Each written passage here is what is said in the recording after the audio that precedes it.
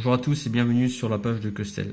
Si vous possédez en fait une Taranis avec un autopilote en fait PitLab, je vous invite à regarder cette vidéo, ça pourrait être intéressant pour paramétrer votre radio.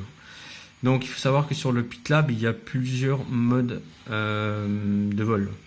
On a donc le mode manuel, on a donc le mode stabilisé, on a le mode auto qui est un mode en fait qui va se régler en fonction du gaz. Donc on a sur le mode auto, quand on est en auto, on est les gaz bas, on est sur RTH. Quand on est au milieu, on est sur le mode en fait hold ou waypoint. Et quand on met des gaz à fond, on est sur le mode circle.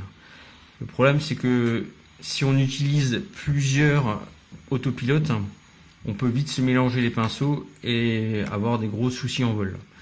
Donc pour ce faire, c'est toujours intéressant d'avoir des rappels, des sons ou des fonctions ou des alertes visuelles pour savoir dans quel mode on est.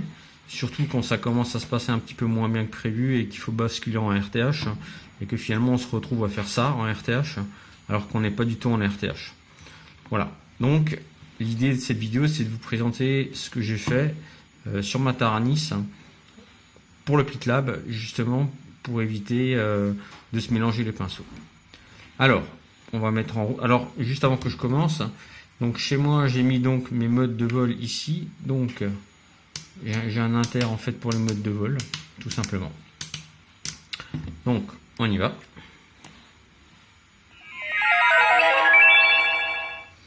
Alors, vérifiez les positions de vos interrupteurs.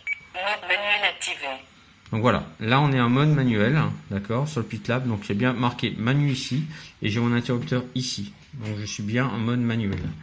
Ok, je vais passer maintenant en mode stabilisé activé. Merci, en mode stabilisé, d'accord. Je suis bien en mode stabilisé. Et c'est maintenant que c'est intéressant, je vais passer dans le mode donc auto. Attention, mode RTH activé. Donc je suis en mode RTH, mais parce que mon gaz mon manche de gaz en fait est au minimum, il détecte en fait que je suis en RTH. Maintenant, comme je vous ai expliqué tout à l'heure, je vais passer donc les gaz au milieu. Mode waypoint actif. Un peu moins dynamique là. Donc le mode waypoint, il le détecte automatiquement parce que j'ai les gaz en fait à moitié. Et donc si je mets les gaz à fond, mode circulaire. Voilà, je suis en mode circulaire. Et à chaque fois, vous voyez, j'ai ces informations qui s'affichent dessus. Attention, mode RTH activé. Voilà. Mode stabilisé activé. Ok. Mode manuel activé. Voilà. Donc, c'est pas grand chose, mais ça peut rendre des grands services quand on est en train de voler et qu'on ne sait plus dans quel mode on est et qu'on est en mode panique.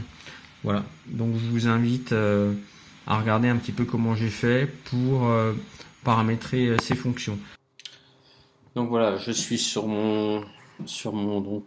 OpenTX, le logiciel compagnon. Donc là en fait c'est mon Ranger 757.3 que je prends par exemple. Voilà, donc je vais vous montrer, j'ai donc différents modes de vol. J'ai donc le mode manuel, ok, manu, le mode circle que j'ai mis sur le switch logique, donc c'est un switch logique L6, le mode stab que j'ai mis sur mon interrupteur SE au milieu, le mode RTH, donc c'est un interrupteur logique donc L4, le mode hold waypoint qui est donc en L5, c'est un interrupteur logique. Et voilà. Dans l'onglet des interrupteurs logiques, donc j'ai un certain nombre de règles. Je ne vais pas vous faire un cours magistral pour utiliser finalement ces différentes fonctions. Je vous invite à faire ça comme ça. Donc A supérieur à X sur throttle 50.